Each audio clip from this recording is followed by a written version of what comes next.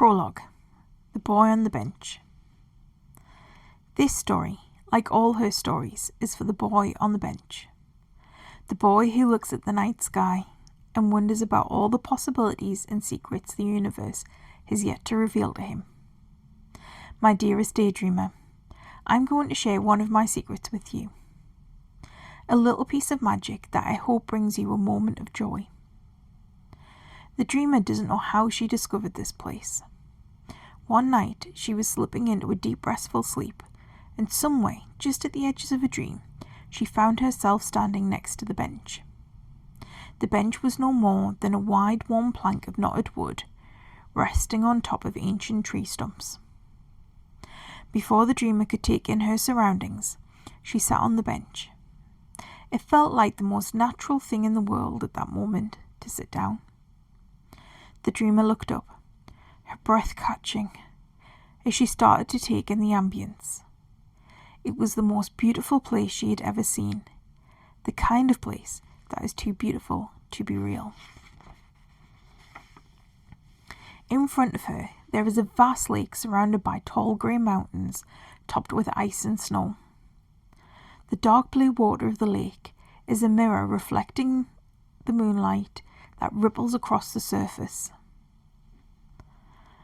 The lake is edged with stones and pebbles, and water laps against the rocks, gently rolling back and forth, adding a lyrical quality to the quiet of this place. The full moon hangs low in the sky. The moon is always full here. She is safely nestled between the mountains, her moonglow highlighting their snowy peaks. Her light softens the contrast of the dark grey rocks. The inky black sky is scattered with twinkling stars. Little pools of light illuminate the darkness. One night, the dreamer returned to the bench, finding a boy sitting there. The first night they didn't speak. They both sat on the bench listening to the stars. In this place, it isn't just the moon that sighs with contentment, but the stars talk. They call to each other, sharing their ancient tales of wonder. The dreamer returned to the bench the next night, and the boy on the bench was there again. They sat in companionable silence, listening to the moon and the stars. This continued night after night until something remarkable happened. She started to tell her story. It was strange to hear her voice in this quiet place. The dreamer whispered her words softly to the boy. They slowly slipped out, carried away on the cool breeze over the lake. The words of her story glowed to life.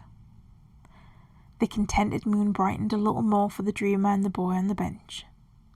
The stars, no longer whispering to each other, listened to the dreamer, captivated by her tales.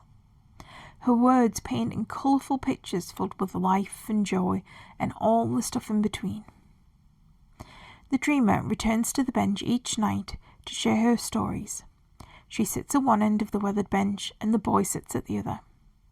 He listens to her whimsical tales, watching her words come to life.